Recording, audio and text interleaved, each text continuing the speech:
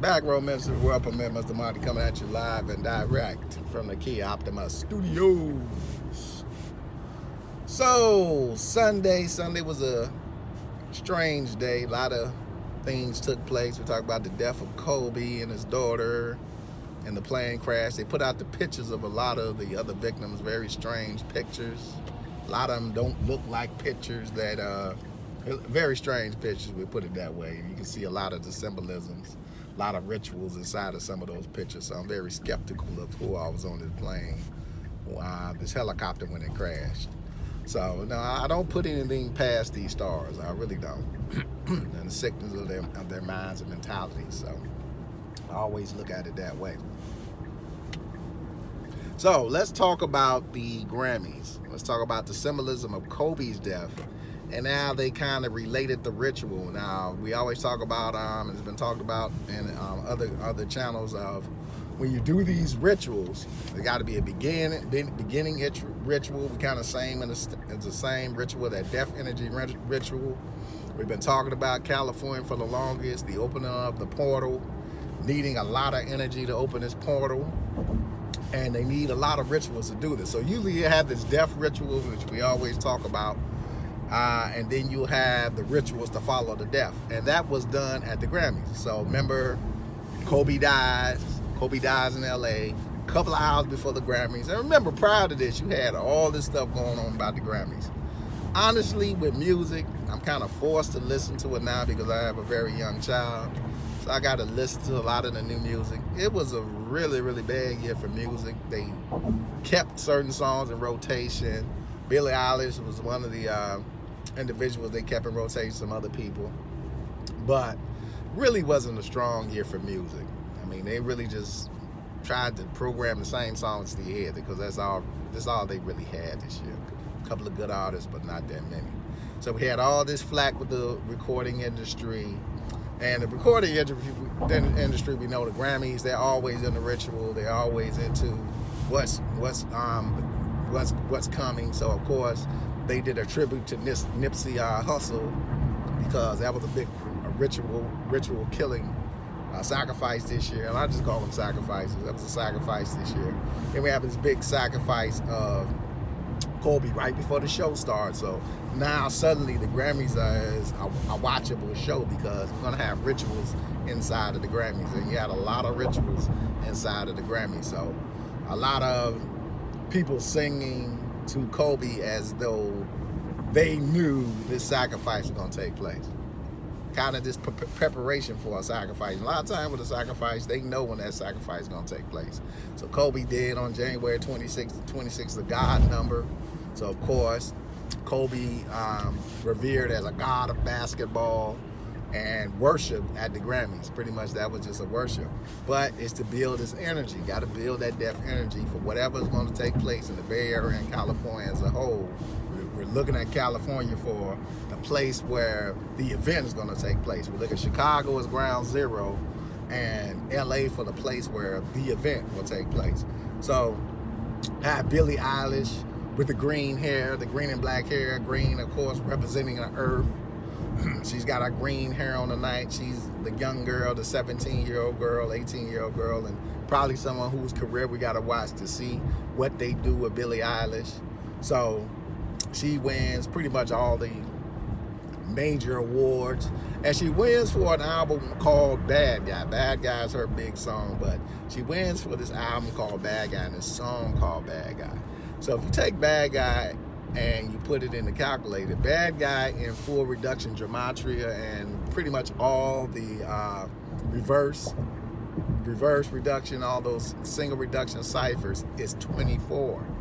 Bad Guy is 24, and that's how you know most of this stuff is already scripted out. They know what they're going to do prior to them doing it. They know when they're going to sacrifice certain people. So Billie Eilish wins. Billie Eilish is 69, meaning pi, full circle. She represents full circle, and that full circle with the Grammys is taking this full circle. Music is about to take a full circle. Remember now, she wins because she's a composer. She's also a producer. She writes her own music. She makes a statement about Ariana Grande. Ariana is 46, the number of sacrifice, that Ariana should have won Album of the Year. which is kind of strange. But she's a young girl. She's grew up kind of idolizing some of these artists. But Ariana, who doesn't write her own material, and you write your own material, a little bit too humbling for me. But Billie Eilish is our focal point.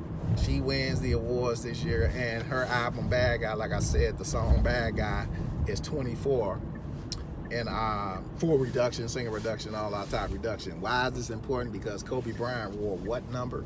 24. Kobe wore the number 24. So everything they do, once they begin a ritual, they continue the ritual into the ceremony. And the Grammys was the ceremony. So Kobe, the bad guy, is worshipped at the ceremony. Number 24, worshipped at the ceremony.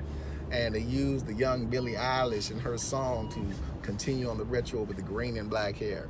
Green kind of represents the earth, representing the earth. So a lot went on in the Grammys. I know some people in their channel break down these things better than I do. They'll break down a lot of the stuff at the Grammys. I saw headdresses, Prince hairdresses at the Grammys. We've been talking about Prince and the Purple Rain. A lot of in different channels. So we've seen some of those headdresses on the red carpet. A lot of people dress certain ways on the red carpet. And this all was prior to them saying that Kobe was dead. And once we got the Kobe dead piece, then we went into the mass ritual. Also, Billie Eilish is from Los Angeles. She's born and raised in Los Angeles. So we have Kobe, the Los Angeles star, dying in Los Angeles, and the birth. It's kind of like the Phoenix. So it's kind of like the Phoenix, a death of a god and a birth of a new god. Billie Eilish probably being the new pop sensation that they've groomed and they're ready to make that move. So Billie Eilish probably gonna be your next pop sensation, your next big star. So kind of like the Phoenix. The Phoenix, there's a death and then there's a rebirth. So we had the death and then the rebirth.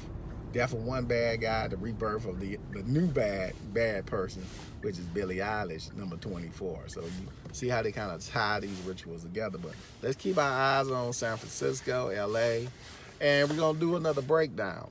We're gonna do another breakdown of the game prior to next week. I'm gonna show you some of the things that I see. If you are a betting person, things you should think about if you're gonna bet a certain way.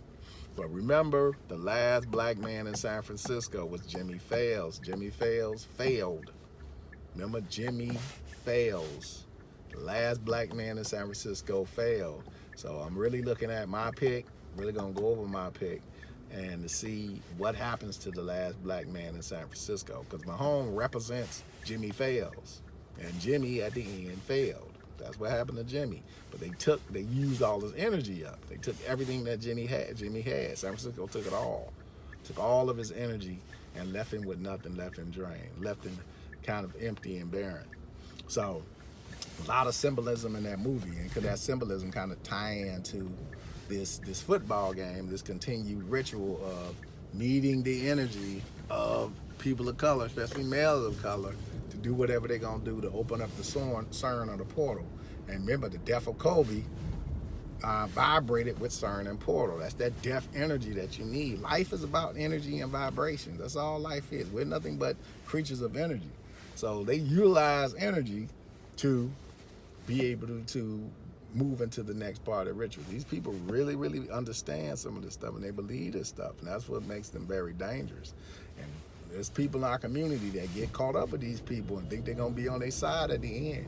At the end of the day, people of color is gonna have to be on people of color side. I hate to say it, but if you're on the wrong team, then you might get dismissed.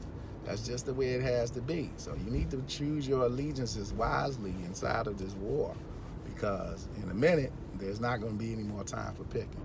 Mr. Maki, Back Row Ministry, peace and increase.